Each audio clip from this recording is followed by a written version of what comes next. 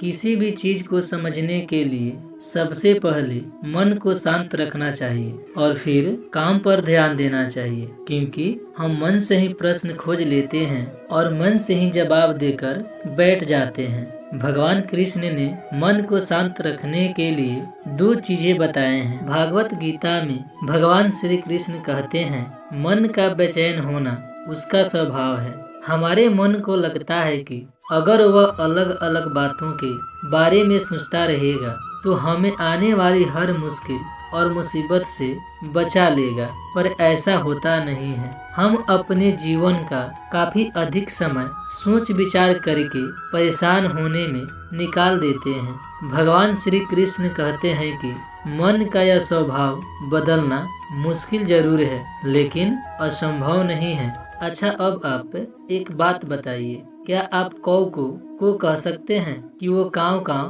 की आवाज ना करे, या फिर क्या आप किसी मेढक को कह सकते हैं कि वह पानी देखते ही ऊंची छलांग ना मारे। हमारे मन का भी कुछ ऐसा ही है। जीवन में कुछ भी होता है, अच्छा या बुरा, हमारा मन उस पर काव काव करने लगता है। काव काव से मेरा मतलब है चिंता करना, व्याकुल होना। कोई बुरी आदत होती भी नहीं है और मन परेशानी की ऊंची ऊंची लपेटे लेने लगता है। कभी कभी तो मुझे ऐसा लगता है कि हम में से कई लोग सिर्फ परेशान होने के लिए जीते हैं। सारी परेशानी, पीड़ा, दुविधा अक्सर हमारी मन की बनाई हुई कहानियाँ होती हैं।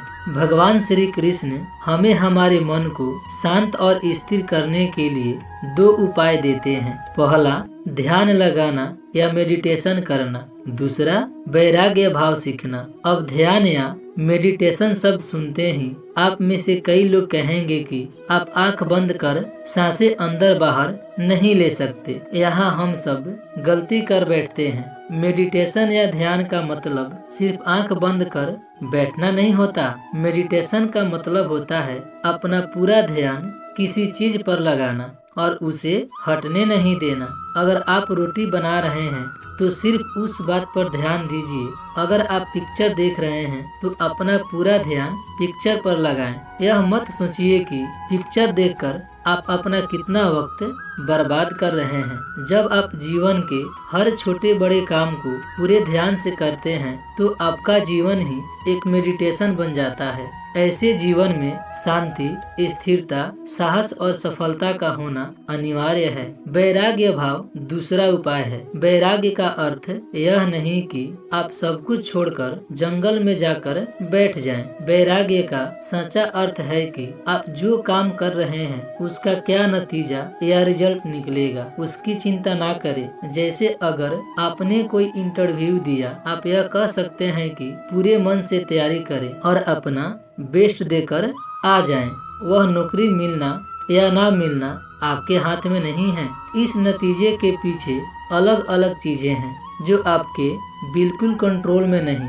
तो जिस चीज के बारे में आप कुछ कर नहीं सकते उसके बारे में चिंता भी ना करें। यही वैराग्य का सच्चा मतलब होता है और यही है भगवान श्री कृष्ण का दूसरा उपाय, मन को चिंता की लपेटों से बचाने का।